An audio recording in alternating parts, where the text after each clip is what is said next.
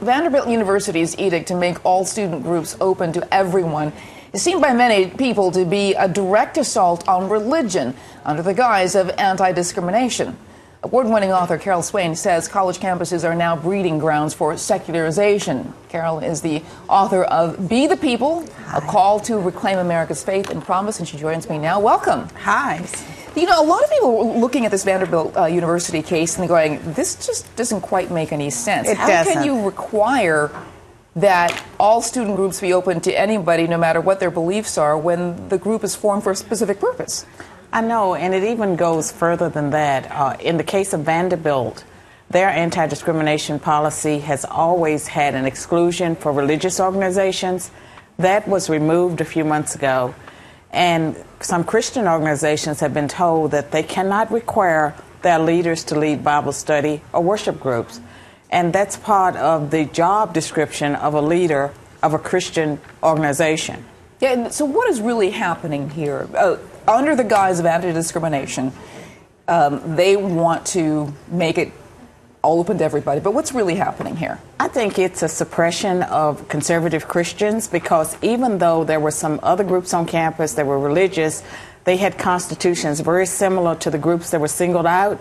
They were not put under this provisional status, where if the university doesn't remove them from provisional status, 5 groups will have to either leave campus, or if they hold meetings on campus, they will have to pay for the facilities. They will not be able to recruit at the student fairs, and they would not have the rights and privileges of other Vanderbilt students, even though their parents are paying something like $50,000 a year.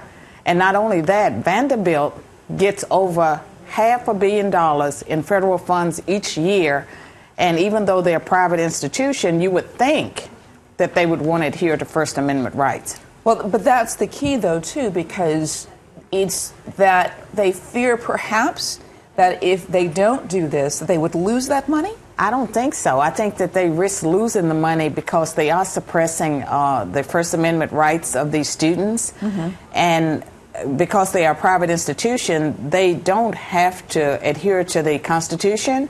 But when you take federal money at that level, then you would assume that there would be an effort to do so. And so even though they're saying that this is an anti-discrimination measure, it seems as if it is geared towards conservative Christians. And if you dig deep enough, the university would argue that this is necessary to protect gay students. Mm-hmm. But all the organizations are open to students regardless of sexual orientation and race. And so there was no actual discrimination taking place. I think Vanderbilt saw an opportunity to lead in an area, mm-hmm. and to go where no other university has been brave enough to go, and to think that this was somehow positive good. I think they were mistaken, and even if they wanted to back away from it, which they should back away mm-hmm. from it, I'm not sure they know how. But this is not restricted to Vanderbilt University. We've got Tufts, Hastings Law, Southern Illinois, Arizona State, Montana Law School, Miami University, San Diego State, Rutgers, University of North Carolina. All of them are sort of in this line. But there are a lot of cases where mm-hmm. they have tightened restrictions on Christian groups, and so all the schools you cited have had problems, and there are problems taking place on other campuses, that you didn't name. There does seem to be an attack that seems to be geared more towards Christian organizations than other mm-hmm. religious organizations or groups on campus, because the secular groups are not being harassed in the same way.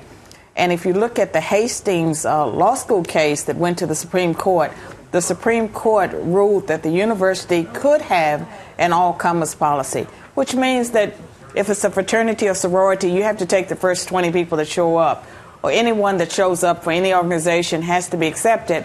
All right. And at Vanderbilt, they're taking it one step further, and they're not calling it an all-comers policy. They're calling it an anti-discrimination policy. And if they applied the way the Supreme Court allowed Hastings to apply it, then they wouldn't be able to maintain the sororities, the fraternities, and all the other organizations that are secular on campus.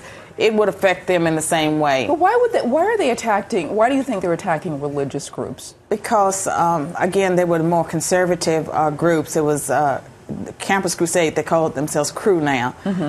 Initially was Crew, InterVarsity, the Christian Legal Society, a fraternity named Bucks, and a group called Navigators. And these are groups that are chapters of national organizations that they're all over campus.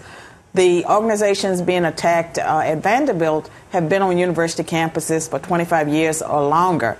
And I just think that the university saw it as a way to get positive publicity. I don't think it's working out the way they planned. I don't remember this much controversy over abortion, a conflict over abortion, because if people were, a pro-life club, people would assume that you have to have these kinds of views. If you're a Muslim, you have to share their beliefs. And one of the things that it doesn't quite make sense, because I think you wrote in the article, the integrity of beliefs. It's like, Christians can seek to lead Muslim organizations, Muslims can seek to lead Jewish ones, Wiccans can lead Catholic fellowships. You can go down the line. I mean, someone who doesn't speak French decides he's going to lead the French club, or someone who doesn't speak Spanish is leading the Spanish club or something like that. You know what the university would say? They would say, well, because students select their leaders, that would never happen. But it has happened on some campuses where someone that was just fundamentally opposed to the existence of a conservative group, if the group had 10 members, they've come in, with 15, elected themselves leaders, and in one case, they dissolved the organization.